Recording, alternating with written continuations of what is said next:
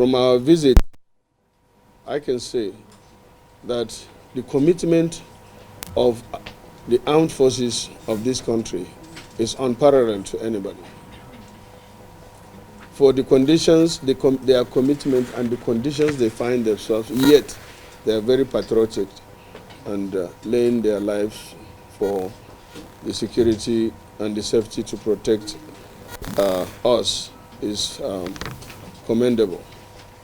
So we visited, we went around, we went to even the cemetery to see for ourselves and ask questions. Because as you know, there are all these rumors going around that there is mass burial happening in the armed forces. And then we went to see for ourselves how kitted our armed forces are. We went to see for ourselves what they have on ground. And we went to the hospital, the Army military hospital there to see for ourselves. And we visited some of in Maiduguri, we visited Juntilo, where they have a battalion that hold fort. That is the main entry to Maiduguri.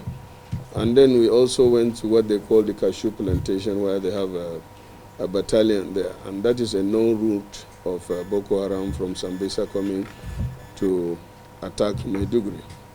Unfortunately, that same day, Gubio was attacked twice, and Mongono was attacked, and Dalori at the same time, almost the same time, the same day, Thursday.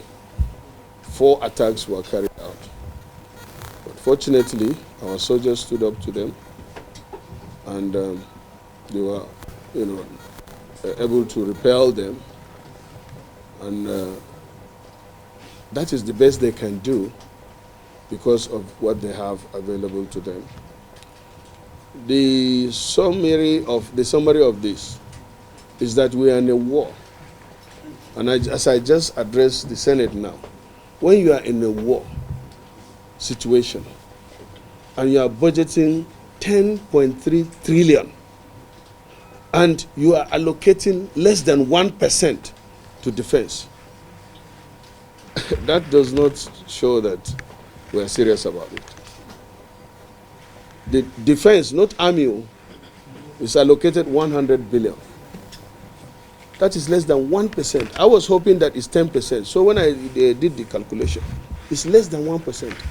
Because 1% of 10.3 trillion should be 130 billion, isn't it? So, and following that, as I just finished the debate now, is the issue of humanitarian crisis that follows the insurgency. Right now we have an increase and surge in the IDPs moving from unsafe zone to what they think is safe zone. In northern Borno, people are trooping into Mongono, which is the safest now, and they have the army formation. And that is putting so much pressure on the government, on the host community. The international community so far have, requested from the international donors $848 million. So far, the international community have so far donated $547 million US. That translates to over 140 billion naira. While the Nigerian government, that this thing is directly affecting us, is budgeting 38 billion for Northeast development and humanitarian. Let's even put it together. The social intervention, that is for the ministry that has recently been created, their budget is 30 billion. So if you look at this, and looking at what our Constitution says, the main purpose of government is security and welfare of the citizens. If that is so, in a budget of 10 trillion, more than half of it, or even if half of it should go to secure the country, it's worth it. Because if we are not secured, all these things that you are doing, infrastructure, hospitals, and this thing will not work. Even if like now, if Abuja is not safe, will you come for this press briefing? You will not be able to. If Abuja is not safe, will you go to church? When Boko Haram took over most of the places and they were imminent threat, people stopped going to churches. People stopped going to mosques, and then they pray in their house. Even in their house, they pray with their house locked. So these are our concerns, but we have some window, and we are talking to the various authorities to give them the first-hand information as to what is going on. And we are hoping that they will appropriately respond and improve on the allocation to 3 critical areas of the humanitarian crisis that follows, security, which is number 1, so that our country will be secured. The only thing that our soldiers don't have are the, upgrade of their equipment so that they come. And that's why they are, you read it somewhere when we went to Maiduguri, the theater commander saying, we need helicopters to come along with the ground troops when there is an attack.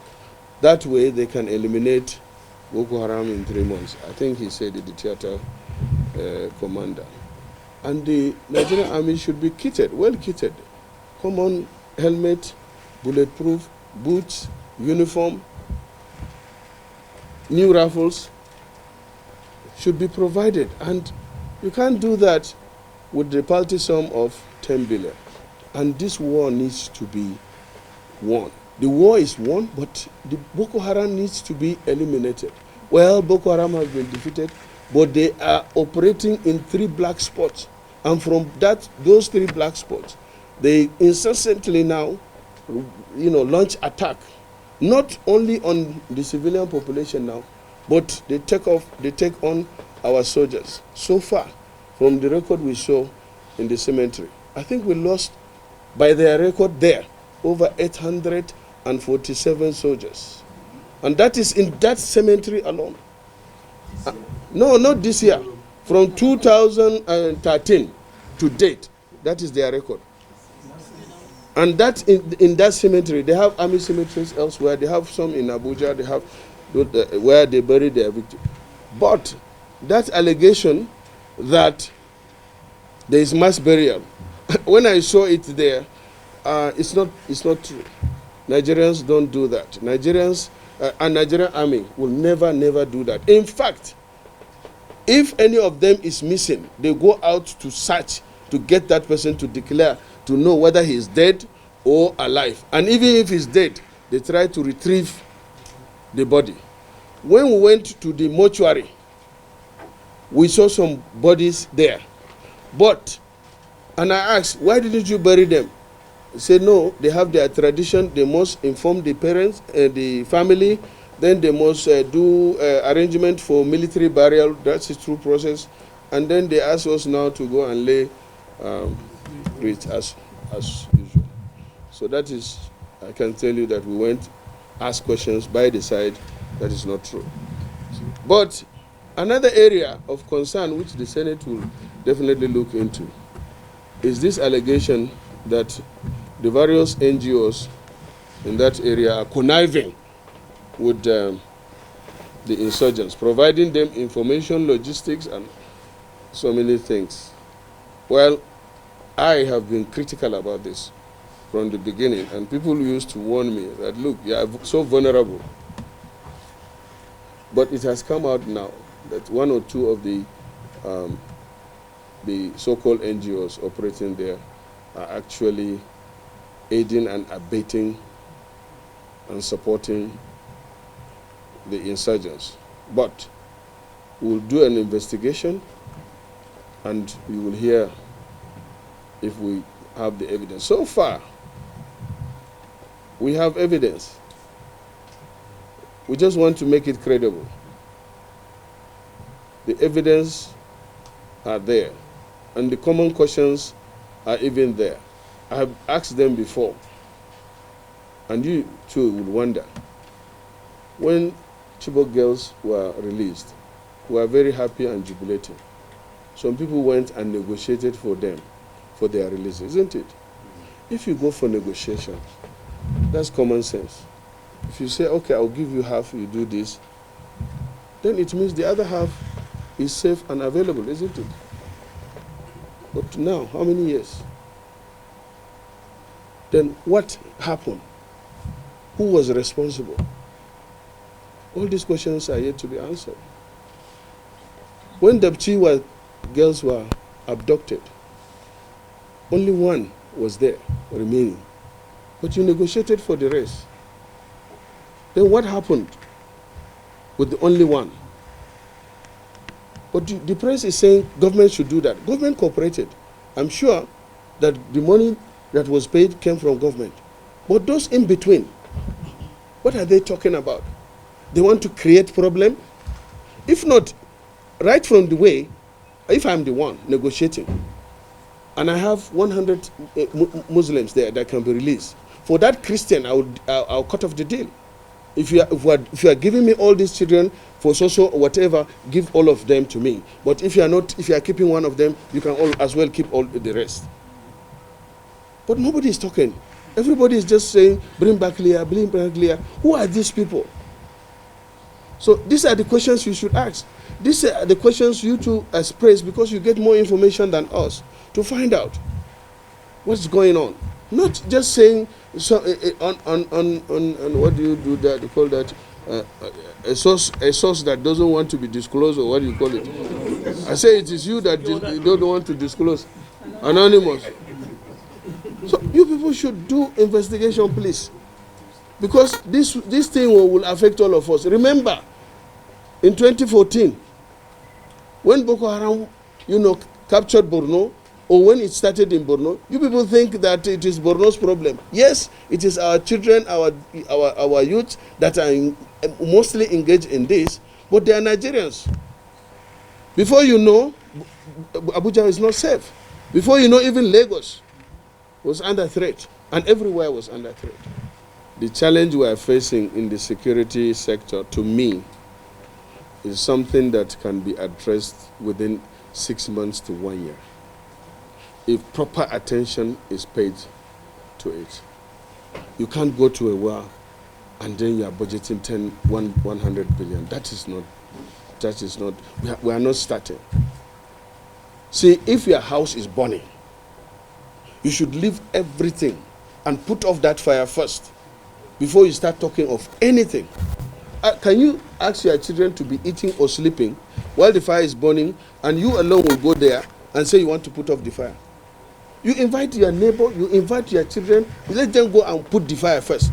And now the government is trying to find out who put in the fire while the fire was burning. Put off the fire first, then you try to find out who put the fire on. Is it from outside or within the house? But it seems you are going the opposite. You are talking about infrastructure, you are talking about building infrastructures while we are not secured. It won't work. I give you an example. Gubio was burned down and taken over by Boko Haram. In 2015, when this government came, they dislodged Boko Haram in various areas, all the local government. Then have soldiers to hold ground, as they call it there. So the government went back, built the secretariat that they burned down and some houses. Just recently again, Boko Haram went there and within 10 minutes burned down the whole place. So if you had secured the place before the building, it will still be standing, isn't it? But you have not finished securing the place, you start building. If anything happens, they will come and burn it. You build houses.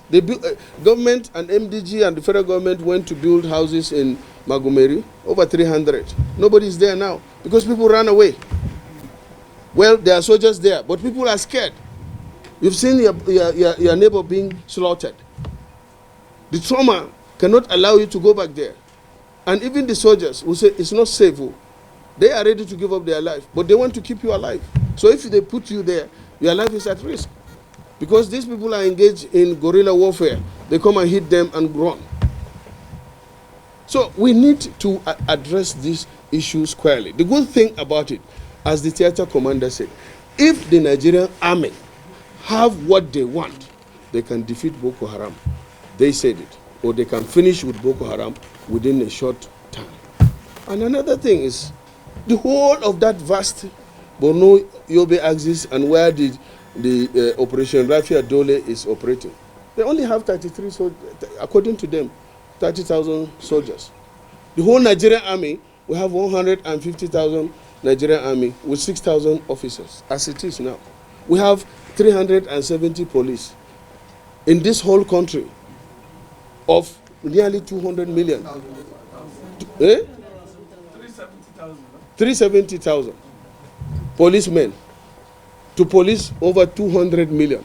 Egypt here, that are 80 million, they have more than 1 million police and nearly 500,000 soldiers. How can 30,000 fight that war with vast, area? So we have our soldiers scattered, and that's why they brought this new concept, because they are trying all means. When you scatter the soldiers and they stay in their trenches waiting and taking care, if they move out, Boko Haram knows their movement. And the most dangerous thing is, these Boko Haram are not from the alien district. They are Nigerians. In fact, they are from Borno. 80% of Boko Haram are, from Borno. So they even know the terrain better than the soldiers that you send from Port Harcourt.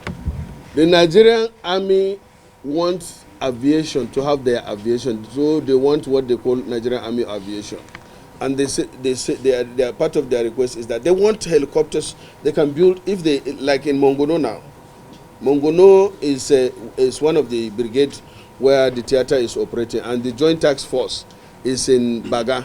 Okay, what they're asking for is to say they want some helicopters there, and it's just a pad. This size of this room can take 2 helicopters if they are located apart. So they have their helicopter there. From there, if they are going, if they hear or they get any alert, they can take off from there to address the situation, just as the ground soldiers are moving towards that direction. It makes sense to me.